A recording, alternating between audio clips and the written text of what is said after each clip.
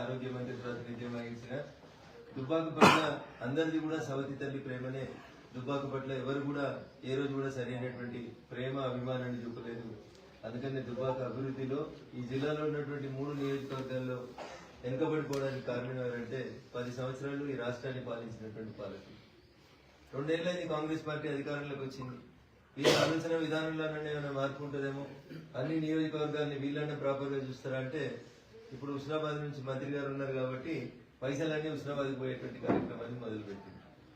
So ఈ రకంగా అప్పటి టీఆర్ఎస్ అయినా ఇప్పటి కాంగ్రెస్ అయినా దుబ్బాక పట్ల చూపిస్తుంది సవతి తల్లి ప్రేమ తప్ప దుబ్బాక నియోజకవర్గాన్ని అభివృద్ధి చేయాలనేటువంటి ప్రేమ ఆలోచన ఈ ప్రాంతం నుంచి గెలిచినటువంటి గౌరవ ప్రజాప్రతినిధులకు లేకపోవడం అనేది బాధాకరం, దురదృష్టకరం. మేము ప్రతిపక్షంలో ఉన్నాం, మేమేం చేస్తాం, మా దగ్గర ఏముంటాయని మాట్లాడేది అంటే ప్రతిపక్షంలో ఉంటేనే కొట్లాడి పైసలు ఎక్కువ తెచ్చుకోవడానికి అవకాశం ఉంది. ప్రతిపక్షంలో ఉంటేనే గొంతు పెంచాలి, ప్రభుత్వం మీద కొట్లాడాలి, కావాల్సినటువంటి నిధులు తెచ్చుకోవడానికి ప్రతిపక్షమే రైట్ ప్లాట్ఫామ్. మరి మీరు అధికారంలో ఉన్నప్పుడు మేము ప్రతిపక్షంలో ఉన్నాం, మా మీద ఎన్ని కేసులు పెట్టారు మీరు? ఏ ఓపెనింగ్ వచ్చినా మీరే తండోపతండాలుగా పక్క నియోజకవర్గాలకి వెళ్ళి మనుషులు తెచ్చుకొని ఈ నియోజకవర్గానికి వెళ్ళి మనుషులు తెచ్చుకొని శిలాపలకాలు వేసి ఇక్కడ కూడా కొట్లాడినటువంటి సంస్కృతి మీది. ప్రతి నిమిషం నేను దుబ్బాక నియోజకవర్గం అభివృద్ధి కావాలని దుబ్బాక ఎమ్మెల్యే ఉన్నప్పుడు ప్రతిసారి కష్టపడితే మీకు చేతగానటువంటి అనేక పనులని నేను ఆచరణలోకి తీసుకొస్తే మీరేం చేద్దరు? ఇదంతా ఎమ్మెల్యే గారికి పేరు వస్తుంది కాబట్టి ఎక్కడెక్కడ ఆపాలనేటువంటి కుట్రలకు తంత్రాలు చేసి నారాయణరావుపేట మండలం అయిన రోజు మా భూంపల్లి అక్బర్పేట మండలం కావాలని మీ నోరు మెసలలేదు. ఈ జిల్లాలో చాలా కొత్త మండలాలు అయినాయి. ఈ జిల్లా మీ అధికారంలో ఉన్నప్పుడు, ముఖ్యమంత్రి గారు ఉన్నప్పుడు, ఆర్థిక మంత్రి ఉన్నప్పుడు ఈ జిల్లాలో నూతన మండలాలు చాలా ఏర్పాటైనాయి. కానీ భూపల్లి అక్బర్పేట అనే మండలం ఏర్పాటు కాలేదు. చివరికి మల్లన్న సాగర్ ప్రారంభోత్సవానికి వచ్చినప్పుడు నేను అప్పటి ముఖ్యమంత్రిని కన్విన్స్ చేసి మండలం తీసుకుంటే పైన మేము భోజనం చేస్తుంటే కింద ప్రెస్ మీట్ పెట్టే సంస్కృతి మీది. అప్పటికప్పుడు ఉత్తరాలు రాసి మా ఉత్తరం రాస్తే వచ్చింది, మా ఉత్తరం రాస్తే వచ్చింది భూపల్లి అక్బర్పేట అని చెప్పుకున్నటువంటి నీచ సంస్కృతి మీద. మీకు అధికారం మీద అవగాహన లేదు, భవిష్యత్తు మీద అవగాహన లేదు. 10 ఏళ్ల మీ పాలనలో దుబ్బాకకి ఇన్ని ఇబ్బందులు, ఇన్ని అవస్థలు వచ్చేటిగా. ఎక్కడ చూసినా దుబ్బాక ప్రజలు, దుబ్బాక నియోజకవర్గ ఓటర్లు కోరుకుంటుంది ఏంటంటే ఓ డిగ్రీ కాలేజ్ కావాలి, మన దుబ్బాక డెవలప్ కావాలి, సాయంత్రం అయితే ఓ డాక్టర్ ఉండలేడు, సాయంత్రం అయితే ఒకరు ఉండలేరు, ఓ మంచి స్కూల్ లేదు. ఇది దుబ్బాక ప్రజల యొక్క కోపం, ఆవేదన, ఆవేశం. దీనికి అంతటికీ కారణం ఎవరనేది నేను వ్యక్తుల పేరు తీసుకొని నా నోరు నేను మలినం చేసుకోదలుచుకోలేదు. కానీ దుబ్బాక వెనుకబాటు కారణం ఎవరనేది, 10 ఏళ్లలో దుబ్బాక ఎందుకు వెనుకబడ్డది అనేది దుబ్బాక ఓటర్ మహాశైలు ఒకసారి ఆలోచించాను. నేను సవినయంగా మా దుబ్బాక మున్సిపాలిటీకి ఎన్నికలు వస్తున్నాయి కాబట్టి మా మున్సిపల్ ఓటర్లకు చేసేటువంటి అప్పీల్ ఒకటి 10 ఏళ్లలో వాళ్ళే ఎమ్మెల్యేలు, వాళ్ళే ఎంపీటీసీలు, వాళ్ళే జెడ్పీటీసీలు, వాళ్ళే మున్సిపల్ చైర్మన్లు, వాళ్ళే కౌన్సిలర్లు, అన్ని వాళ్ళే. మధ్యలో 3 సంవత్సరాలు మీ ప్రేమ అభిమానాలతో నేను ఎమ్మెల్యేగా గెలిపిస్తే ఏం కొట్లాడినో, ఎట్లా కొట్లాడినో మా దుబ్బాక నియోజకవర్గ ప్రజలందరికీ కూడా తెలుసు. అందుకనే దుబ్బాక మున్సిపాలిటీ ఎప్పుడు కూడా రఘునందన్ గా నన్ను భారతీయ జనతా పార్టీగా నేను పోటీ చేస్తున్న ప్రతి సందర్భంలో కూడా లీడ్ ఇస్తూ, మెజార్టీ ఇస్తూ వచ్చింది. ఈసారి నేను మా మున్సిపల్ ఓటర్ మహాశయులందరికీ కూడా సవినయంగా 2 చేతులు జోడించేసేటువంటి అప్పీల్ ఏంటంటే 10 ఏళ్ల టీఆర్ఎస్ పాలన చూసిండ్రు, 2 సంవత్సరాల కాంగ్రెస్ పాలన చూసిండ్రు. ఏమన్నా మారిందా దుబ్బాక అనేది ఒకసారి దయచేసి ఆలోచించు. ప్రత్యేకంగా ఒక నిధి దుబ్బాకకు వచ్చిందా ఒకసారి ఆలోచించు. నేను ఎమ్మెల్యేగా కొట్లాడి పూర్తి చేసిన ఐటీఐ గానే ఆగిపోయింది. ఇంకో 5 లక్షలు ఇచ్చేదానికి ఐటీఐ 2 సంవత్సరాల క్రితం ఓపెన్ కావాలి. బొంబాయిలు, దుబాయ్లు, బొగ్గుబాయిలకు పోతే ఐటీఐ కంప్లీట్ చేసిన వాళ్ళు ఉంటే 4 పైసలు ఎక్కువ వస్తాయని, జీతం మంచిగా వస్తుంది అనుకుంటే పక్కన టాటా కంపెనీ వాళ్ళు ఇచ్చినటువంటి దుకాణం ఓపెన్ చేయొచ్చింది. కానీ ప్రభుత్వం కట్టించాల్సినటువంటి ఐటీఐని ఇంకొక 5 లక్షలు పెట్టి కనీసం 4 సార్లు దాని దగ్గరికి పోయి నిలబడి కాంట్రాక్టర్ నుంచి బెదిరించడానికి మన స్థానిక నాయకత్వానికి సమయం లేకపోవడం అనేది బాధాకరమైనటువంటి విషయం. నన్నేం చేయమంటారు? నేను ప్రతిపక్షంలో ఉన్నా, నా దగ్గర రూపాయి లేదు, నేనేం అభివృద్ధి చేయలేను, మీ ఇష్టం ఉంటే రాత్రి కష్టం ఉంటే పోనని ఏకాఏకిన గౌరవ శాసనసభ్యులే మాట్లాడుతుంటే మరి రేపు కార్పొరేటర్లో గెలిపిస్తే ఏ మార్పు వస్తుంది దుబ్బాకలో అనేది ఒకసారి ఆలోచించండి. నేను ఇస్తా లెటర్లు, అప్పుడు ముఖ్యమంత్రి గారికి ఇచ్చిన లెటర్లు, ముఖ్యమంత్రి గారు మన పట్ల పాజిటివ్ గా స్పందిస్తే మీరు ఆపిన రోడ్లు, చాలా విషయాలు ఉన్నాయి అక్కడ. ప్రతిదీ నేను ఆ రోజు కొట్లాడినాను.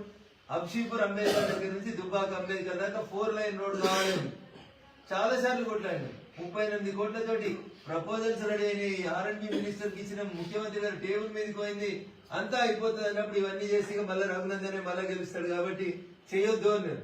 నేను ఎక్కడ కుట్రలు కుతంత్రాలు అనలేదు. నేను నన్ను గెలిపించిన 3 సంవత్సరాలు నేను నా దుబ్బాక బాగుండాలి, నేను దుబ్బాక ఎమ్మెల్యేనే కొట్లాడినా. దుబ్బాక నీ చరిత్రలో 4 రోజుల పాటు గుర్తుంచుకునేలాగా దుబ్బాక ప్రజల కోసం కొట్లాడినాం. 100 బెడెడ్ హాస్పిటల్ పూర్తి చేసినాం, కొట్లాడి పూర్తి చేసినాం. రోడ్ వేస్తామంటే కోర్టుకు పోయి స్టే తెప్పించారు అప్పుడు అధికారంలో ఉన్న పార్టీ వాళ్ళు. స్టే వెకట్ చేపించి ల్యాండ్ లార్డ్స్ ని బతిలాడి బామాలి దండం పెట్టి రోడ్డు పూర్తి చేసినాం. సీసీ రోడ్ వేయించినాం, సెంట్రల్ లైటింగ్ పెట్టించినాం, కాంపౌండ్ వాల్ పెట్టించినాం. దవాఖానకి ఎన్ని పైసలు ఖర్చు పెట్టినో మళ్ళీ అన్ని పైసలు ఖర్చు పెట్టి ఆ దవాఖానం తీసుకొచ్చి ఇలా దుబ్బాక లాంటి వెనుకబడిన ప్రాంతంలో ప్రజలకు ఇబ్బంది కాకుండా కాపాడుతూ వస్తాం. ఓ డాక్టర్ ఉంటే డాక్టర్ ట్రాన్స్ఫర్ చేస్తే కూడా కనీసం ఎవరు పట్టించుకోలేదు. ఆయన లేకపోతే దవాఖాన ఇబ్బంది అయితే పరిస్థితి అంటే మళ్ళీ నేనే పోయి ఇప్పుడు ఆర్థిక మంత్రి దగ్గర కూర్చొని డిప్యుటేషన్ మీద తీసుకొచ్చిన. This is my concern towards Dubbaka. నేను మెదక్ ఎంపీ గెలిచినా, నన్ను మీరు అందరు కలిసి ఢిల్లీకి పంపించిన దుబ్బాక బాగుండాలి, దుబ్బాక అభివృద్ధి జరగాలని అనుక్షణం కోరుకుంటున్నటువంటి వ్యక్తిని నేను. సిఆర్ఎఫ్ కింద సెంట్రల్ రోడ్ ఫండ్ కింద దుబ్బాక నుంచి ముస్తాబాద్ దాకా రోడ్డు తీసుకొస్తే కేసీఆర్ స్కూల్ కాడికే పని ఆపేసి ఆ తర్వాత ముందుకు పోయి కాలనీలో ప్రజలను ఒప్పించి రోడ్డు వెడల్పు చేయించి రోడ్డు వేయడం చేత కాలేదు మీకు 2 ఏళ్లలో. పైసలు ఢిల్లీ పంపిస్తే కూడా మీరు పనిచేయడానికి మీకు మనసు ఒప్పుతలేదు. అందేళ్ళు రోడ్డు కావాలని ధర్నాలు చేసిరు, సోషల్ మీడియాలో గోలగోల చేసిరు. మిర్దొడ్డి మండలి అందేలా నేను ఉన్నప్పుడు మంజూరు చేసిపోతే ఏళ్ళ దాకా లేవు. కాసులబాద్కి రోడ్ లేదు, మోతేకి రోడ్ లేదు. చిట్టాపూర్ సబ్ స్టేషన్ దగ్గర నుంచి మోతే దాకా రోడ్డు, మోతే మిర్దొడ్డి దాకా రోడ్డు మంజూరు చేసిపోయారు. ఏళ్ళ దాకా అతి లేదు గతి లేదు. ప్రతిపక్షంలో ఉంటే ఎమ్మెల్యేలకు పైసలు రావంటే మరి 3 ఏళ్ళు మేమెట్లా కొట్లాడు. అన్ని దవాఖాన మీరే కట్టామంటారు, బస్ స్టాండ్ మీరే కట్టామంటారు. డబుల్ బెడ్రూమ్ లో కలిపి అడుగురు ఎవరు ఇప్పించారు డబుల్ బెడ్రూమ్ అని. కట్టి మీరు వదిలేస్తే కొట్లాడి మేము ఇప్పించినాం నిలబడి. రఘునందన్ రావు చెప్తే మీరు గృహప్రవేశం చేసిన కాబట్టి మీకు మంచినీళ్ళు ఏమని మంచినీళ్ళు కట్టి చేసిన దుర్మార్గం చరిత్ర అప్పుడున్నటువంటి మున్సిపాలిటీని పాలించినటువంటి నాయకులది.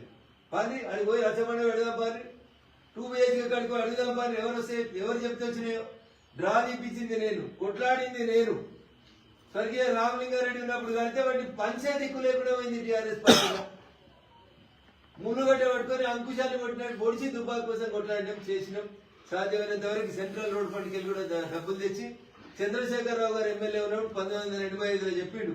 అప్పుడు ఈ షెల్లాపూర్ గిల్లాపూర్ అంతా సిద్దిపేట అసెంబ్లీ నియోజకవర్గానికి కిందికి వస్తుంటాడు. దుబ్బాకి వెళ్ళి ముస్తాబాద్ దాకా 15 కిలోమీటర్లు డబుల్ రోడ్ చేసేందుకు మనసొప్పలే మీ 10 సంవత్సరాల పాలనలో. నేను ఎమ్మెల్యే ఉండి మోడీ గారిని ఒప్పించి సెంట్రల్ రోడ్ ఫండ్ కింద పైసలు తెప్పించి దుబ్బాకి వెళ్ళి ముస్తాబాద్ దాకా డబుల్ రోడ్ వేసినాం. దౌలతాబాద్ నుంచి చేగుంట దాకా డబుల్ రోడ్ వేసేందుకు 30 కోట్లు. 2 జిల్లాలను కలుపుతుంది. దౌలతాబాద్ సిద్దిపేట జిల్లా కింద వస్తుంది, చేగుంట మెదక్ జిల్లా కింద వస్తుంది. 2 జిల్లాలను కలుపుతందుకు రోడ్లు తీసుకొచ్చినాం. అరే ప్రతిపక్ష ఎమ్మెల్యేగా 3 సంవత్సరాలు క్యాంప్ ఆఫీసును వదిలిపెట్టలే. పొద్దున్న లేస్తే రాత్రి దాకా దుబ్బాక ఓటర్లతోటే ఉన్నా. అందుకని మా దుబ్బాక మున్సిపల్ ఓటర్లకు నేను చేసేటువంటి అప్పీల్, పొరపాటున మళ్ళీ చెప్తున్నా, పొరపాటున గ్రహపాటున మళ్ళీ ఎమ్మెల్యే గారు ఉన్నారు. వారికి ఏం అలవాటో మీకు తెలుసు. ఎలక్షన్లు అయితే వాళ్ళు ఏం చేస్తారో మీకు తెలుసు. 10 ఏళ్ళు దోసుకున్నాయి, దాచుకున్నాయి, హైదరాబాద్ లో రియల్ ఎస్టేట్ చేసినాయి, కోట్లు తెచ్చి పంచి మళ్ళా గెలిస్తే 10 ఏళ్ళ టీఆర్ఎస్ పాలనలో దుబ్బాక మున్సిపాలిటీకి ఏమైందో ఒకసారి ఆలోచించి